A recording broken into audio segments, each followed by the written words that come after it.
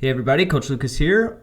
We had quite the giveaway recently. The challenge went exceptionally well, and we had a ton of people reach out and subscribe to the YouTube channel, and also sent in a ton of responses. I'm kind of blown away, very excited. I feel YouTube famous now, so watch out. 168 subscribers. Woohoo!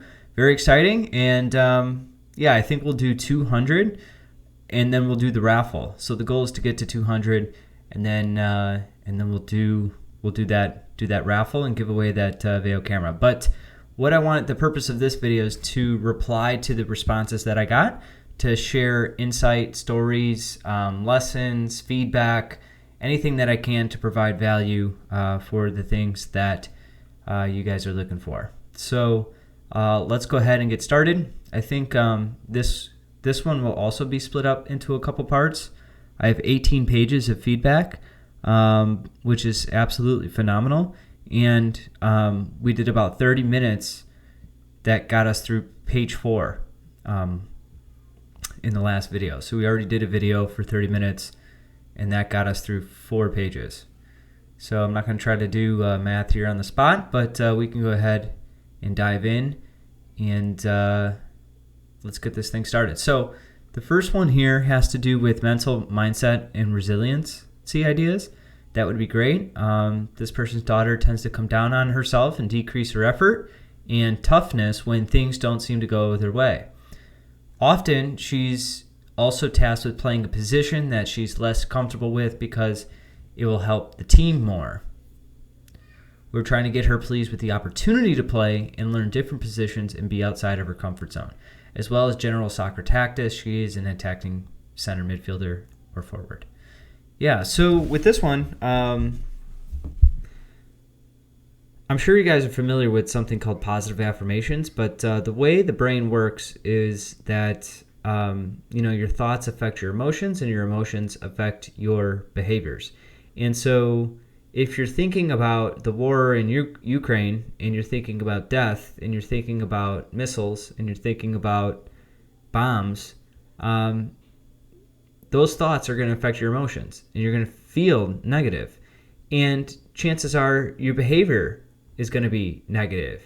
You may feel sad, and therefore your behavior reflects that. And so when I talk to players about this, I go, have you ever felt bad and had a bad game? And every player raises their hand. Then I ask the player, have you ever felt good and you've had a good game? And they all raise their hands. So there's something here about thoughts affecting emotions and emotions affecting behaviors.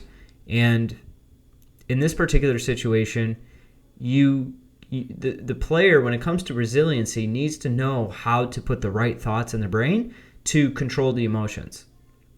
Okay? And when it comes to controlling emotions, like, it's very, if players have a difficult time in controlling emotions, the first place you look is their diet, their sleep, and regular exercise. Because if they don't have those things, their hormones are going to be imbalanced, and that's going to cause irritation and frustration and lack of ability to control emotions. If those things are in balance, you can do things to enhance your ability to control emotions by practicing meditation, practicing breathing exercise. There's a lot of new studies recently about breathing exercises being extremely effective for performance, particularly in this area. And to go back to the main question, which is like, how do you deal with getting down on yourself? It's like, if you can control your thoughts, you can control your emotions. If you can control your emotions, you can control your behaviors. In addition to that,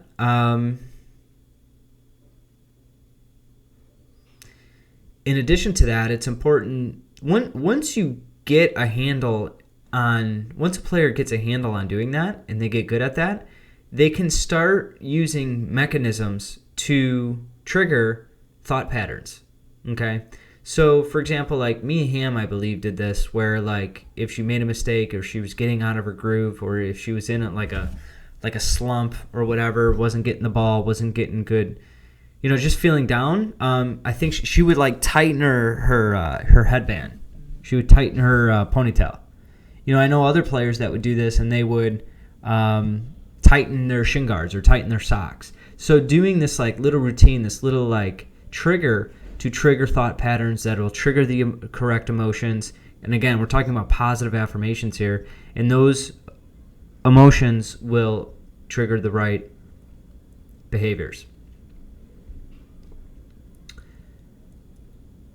The main concept that we really have to understand here is knowing that players need to learn how to protect their internal environment. And so for a lot of players that get to the age of 14 or so have never really learned how to protect their internal environment. And they're always just dictated by what's going on around them. Like their internal environment is dictated by their external environment. And players need to know how to build that. That's where the term like thick skin comes from, right? Build that shield, that protector between the external and the internal. You know, you got to have thick skin. You got to have thick skin. Really, it's more about just having a strong internal environment so that anything that happens externally, you stay stable internally. Cool. So let me know if that's helpful or if you'd like more information on that or questions on that. Next one is feedback from a customer. Thank you. Excellent. Love it. Love the feedback. It says some more examples of like professional players that talk about the mental aspect because, right. So more stories about professional players on how they do it. Yeah. Well, I just gave like the Mia Hamm example, but I suppose like more detail on specific examples. A really good documentary is the Antoine Griezmann documentary. I highly recommend checking that out.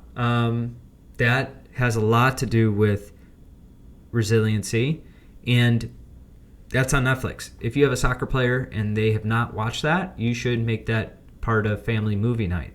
So that's excellent. Antoine Griezmann.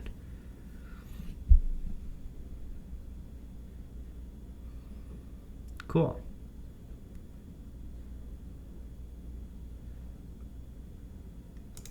So this is from, it looks like it's from a coach. How do I keep my players involved with the travel team? Keep it fun, connected with their friends.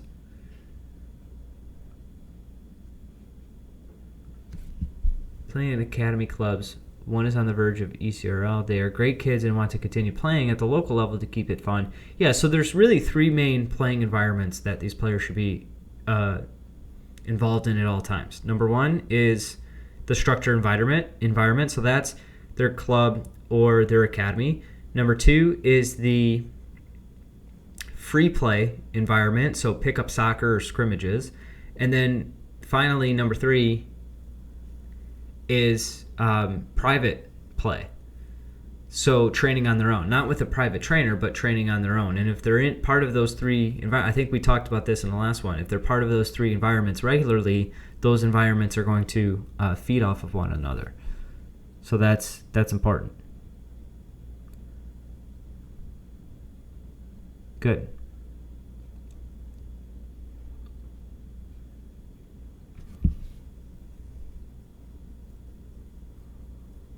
Yep.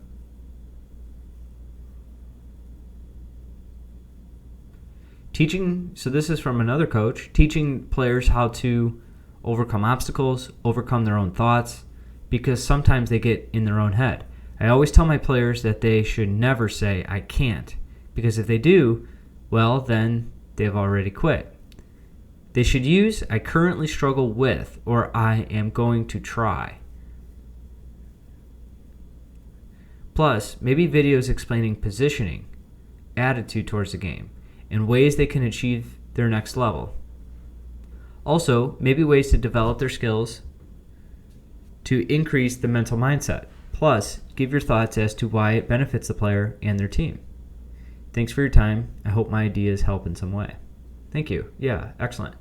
So the I can't think, that goes back to like the positive affirmations. That's crucial. And then overall, when it comes to mental training, like against popular opinion, mental training should be the foundation of development. Because when you get that right, everything else flourishes. So if you have the right attitude, the right mindset, the right habits and routines, carrying yourself the right way, the right intent, all of your training sessions are going to have more quality in them. Your nervous system is going to be better. Your ability to recover is going to be better. And if your recovery is better, you're going to be able to put in better quality during training and during games. And so if you get this part right, everything else flourishes. So when it comes to sharing with players on why it's important, if you look at any college coach or even pro players and pro coaches, like any of them will tell you that the mental part of the game is the differentiator at the top level. The mental part of the game is the differentiator at the top level. I just finished talking to one of my players who's been with me for a while, and who just trialed with Real Madrid. He scored perfectly on his psychological assessment, and according to the observations by him and his parents, he was able to outplay the other players that were trialing through the entire trial. So while some players were doing great on day 1 and 2, they weren't able to sustain it through days 3 and 4.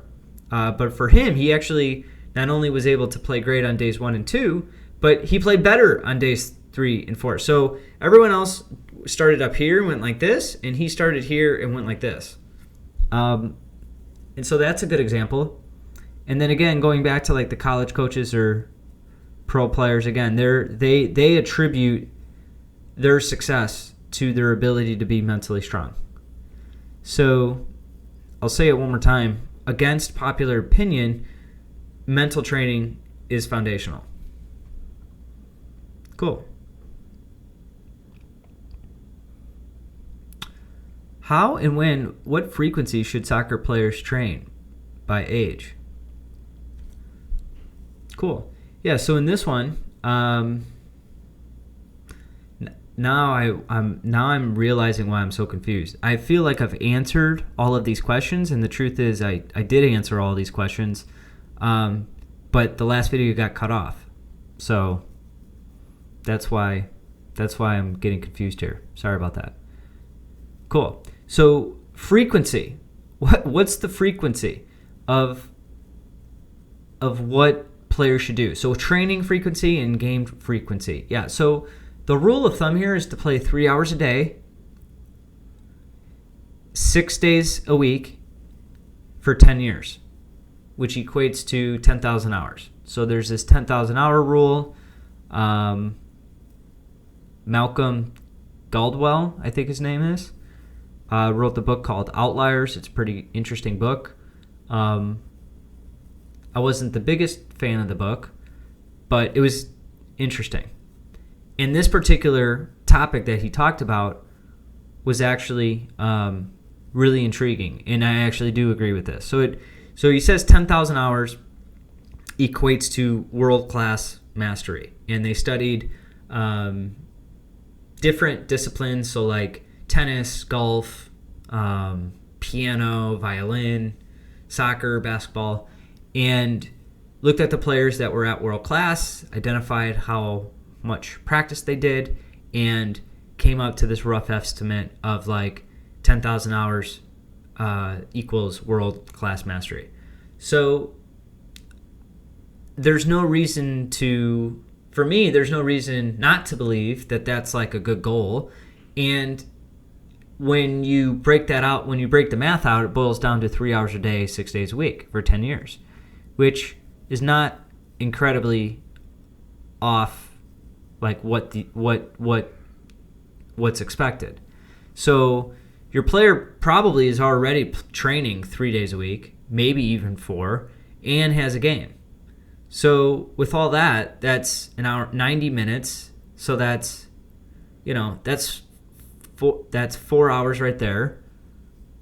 And no, that's 6 hours plus another 2, that's like 8 hours. So they're already training and playing like 90 minutes a day. So they need another 90 minutes a day, right? And the other 90 minutes, most coaches will say you need to do ball work, right? You need to do your toe taps and your side to sides and learn how to shoot and curve the ball, and ball work, more ball work, more ball work. And the truth is, yeah, you can do ball work, but there's a lot of other things you could do too that would really be helpful. For example, mobility. Like if we have a free mobility series that we give away that's really helpful to help players improve their mobility. And after working with players personally, I found that if you work on mobility in a specific way, right before and after you do it. So I actually tested this with the players that I used to personally train. And we would do a drill. They would execute the drill. We would time them in the drill. And then we would do mobility. And then we would come back to the drill. And their scores would increase 30%. That was the average, 30%. Sometimes it was 60%. Sometimes it was 20%. So the average came out, more often than not, it was around 30%. And this has a lot to do with ankle mobility, foot sensitivity, players doing mobility the right way. Speaking of which, I was recently at an ODP event, a regional ODP event, and I was pretty disappointed to see that the players barely stretched before the matches. Like, they did their normal routine, but there was no intent in it. And you wonder why so many players struggle with like Sever's disease and Oshkenslatter and injuries this and injuries that and rolled ankles and all kinds of things. And you're just not stretching correctly. So that's important, and I think that can contribute to the 3 hours a day, just having So what we do with MSM is we do morning routine. So the morning routine, the idea with the morning routine with MSM is to work it to a 45 to a 60-minute session in the morning. Start with 10 minutes, start with 5 minutes, work it to 10, work it to 20, and as weeks go on, build that thing so you're working into a 45-minute to a 60-minute morning routine. And this, over time, becomes very natural. It should start natural, and it should finish natural, and it should evolve naturally. And if you do it the right way, you could start with mental exercises, incorporate some breathing exercises, some meditation stuff, and work that into mobility exercises, and then start working with the ball and just doing some light stuff in the morning. And if you do that over time, and you do that with good intent, and you do that consistently, you can get to a point where where the player is training 3 hours a day, 6 days a week at a healthy rate. And in addition to that, you could do things like game study film. You can incorporate that into the 3 hours a day. So you could see how you could quickly fill up the 3 hours. It doesn't really take much, but you don't want to jump into it. You don't want to try to just start doing that out of the blue. You have to work into it. And that's really what we do with MSM with the players, is help them work into that. But yeah.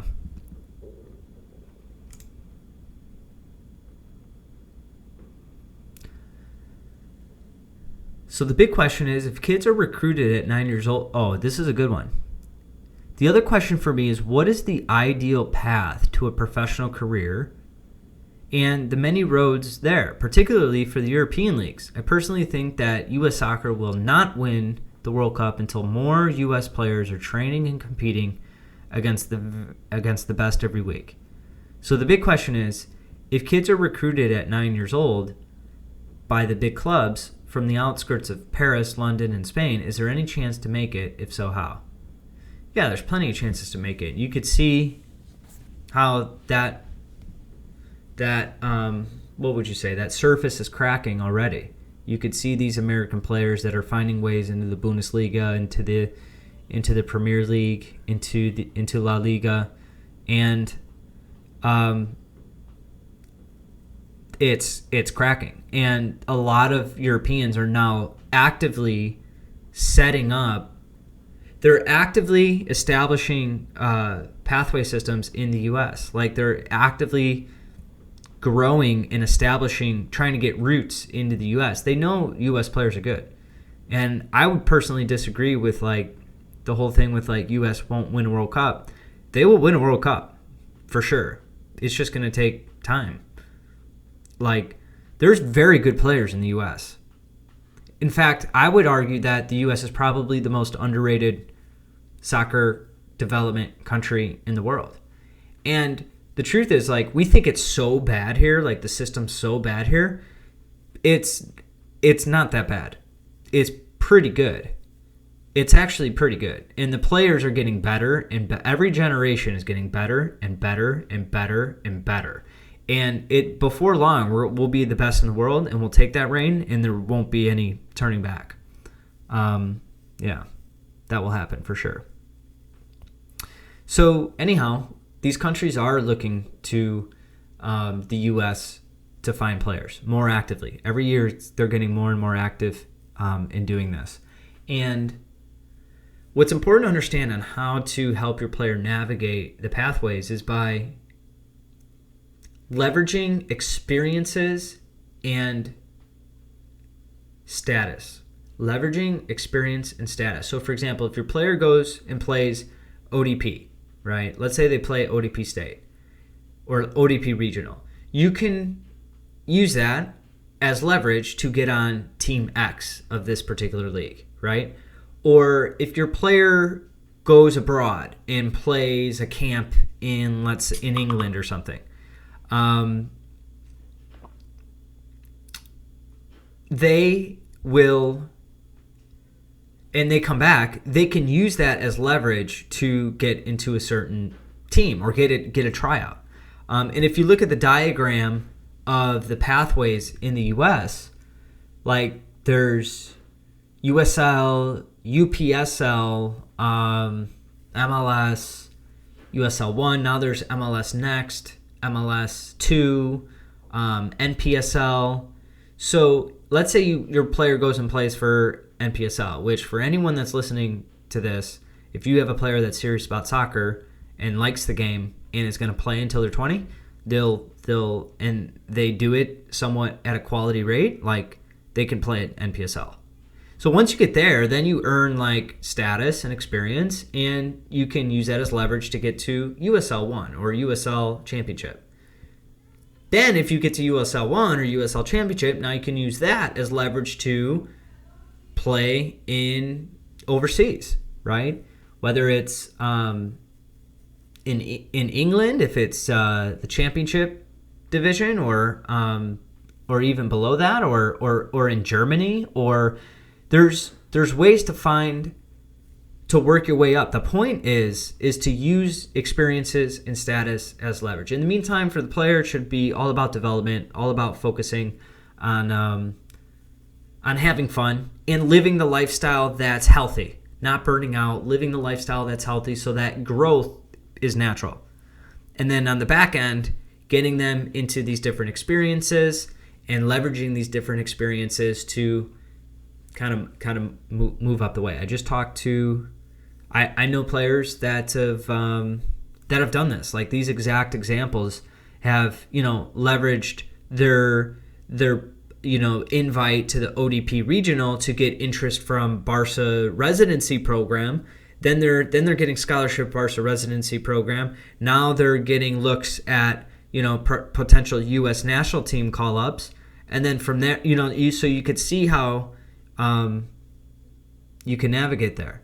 I also know of players that have received college scholarships and have used college scholarships to leverage professional contracts.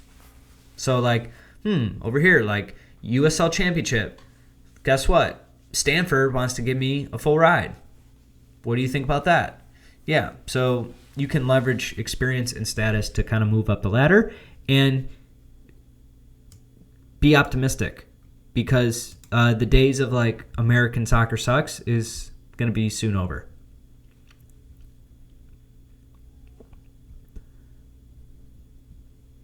Beautiful. Cool. Well, I think that's pretty good for now. So let me know, guys, in the comments what you think about all that. And let me know what else you'd like me to talk about. And I think we'll do a part 3.